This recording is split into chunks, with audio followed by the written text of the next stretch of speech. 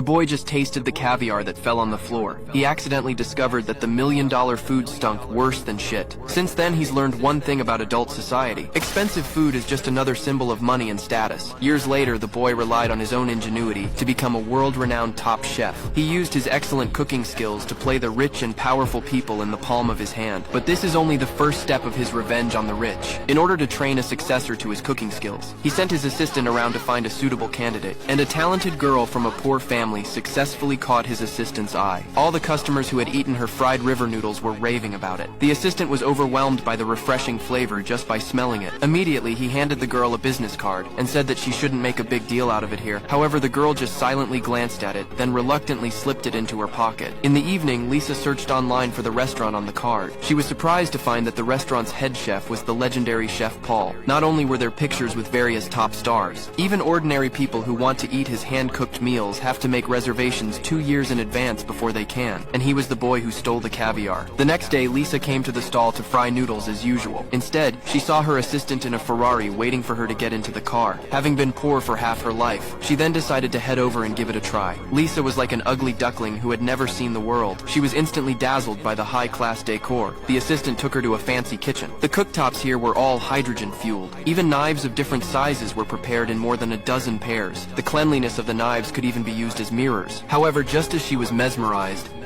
วางลงเดี๋ยวนี้ ขอโทษค่ะ มึงพามาสอบอ่ะ ครับนะ when she heard that she had to compete in a cooking competition to work here, the unconfident Lisa then wanted to give up the interview. But just as she was about to go out, she was blocked by the legendary Chef Paul. Seeing her idol in front of her, Lisa decided to stay. And the topic of the interview is very simple.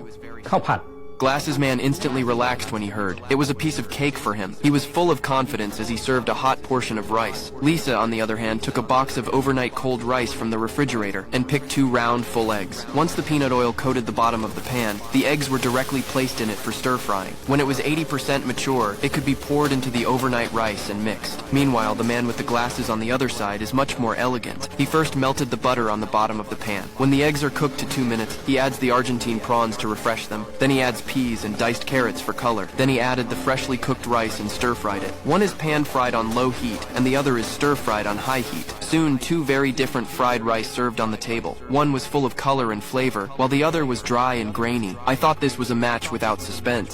However, Paul just gently dug a spoonful of Lisa's fried rice. Then he put it in front of his nose and smelled it. Then he made an on-the-spot announcement. กลับบ้านไป Then he told Lisa that the secret to making the fried rice delicious was the leftovers from last night. Lisa won the competition though, but the smell of her fried